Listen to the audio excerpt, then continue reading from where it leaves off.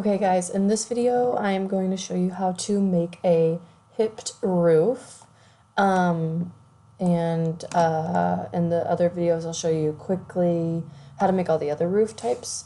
So when you make a roof in Revit, kind of like the floor, you have to define the boundary of it by its footprint. So I'll show you what I mean. Essentially isolating that a 2D surface and telling it, hey, I want it to cover this area, and then from there you kind of tell it slopes and things like that to make it the certain styles. So I just want to recap. This is our floor plan here on level 1. If we open up one of these elevation views, we see level 1's at 0, 0, level 2 is at 10 feet.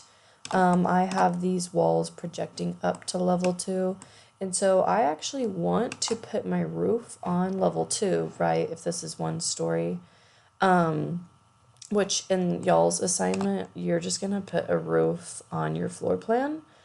So I might have you actually copy your floor plan 3 times and then make 3 different roof types for the assignment. But anyway, we want that roof structure to be on level 2, and so we can actually draw it on level 1 and project it to level 2, or we can open level 2. And notice how when we open level 2, remember that this is now slicing through that part of the building. All you see there are the walls, and you can kind of see the windows, but you also can't click on them, okay? So it kind of just shows you a shadow of the base footprint on level 1, which is kind of nice. So I'm actually going to draw the roof structure on level 2, okay? So when we go to draw it, we're doing a hipped roof. We're going to go over here to roof, roof by footprint, okay? And then it'll launch you into this modify create roof footprint. This setting that it defaults to basically has you click on walls to define the footprint of the roof. I'm gonna have you guys make sure you do on all your roofs at least a foot of overhang. So over here I'm defining the overhang of 1 foot. We're gonna keep define slope checked. And then you'll notice here now when I hover over the walls, there's that blue dashed line that is creating that overhang. Okay, so before it was just selecting the wall. Okay, we want it to overhang because you want your roof. So I'm going to go ahead and click all 4 walls. And then hit the green check mark. Okay, we want it to overhang. So now if we open 3D view, remember the overhang is like this, how much it hangs over the wall, that way, okay? And your roof should have overhang unless it's like a flat roof that's draining inward, but all the roof types in this assignment are going to have an overhang. So make sure you just complete that step. Say for example you didn't or something and need to edit the roof, you can see here it already is hipped.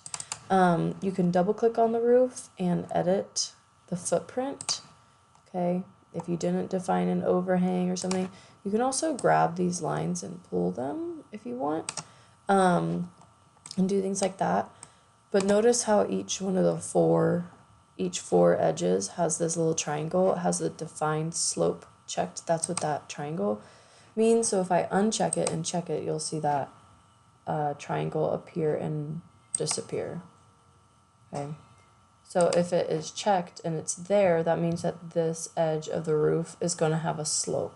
Okay, so when we do a gable roof, we actually undefine 2 parallel surfaces, and so you'll see when I do that with these 2 and click check, it creates a different roof structure. So essentially I just showed you how to do a gable roof too, but I'll make a quick video about that too. So again, you can edit the footprint. I'm just going to define the slope again on those 2 edges so that they do create a hipped structure.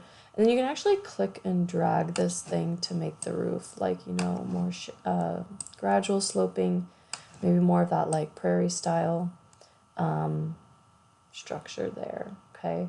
You can also, if you want to define a specific slope, over here, you can, I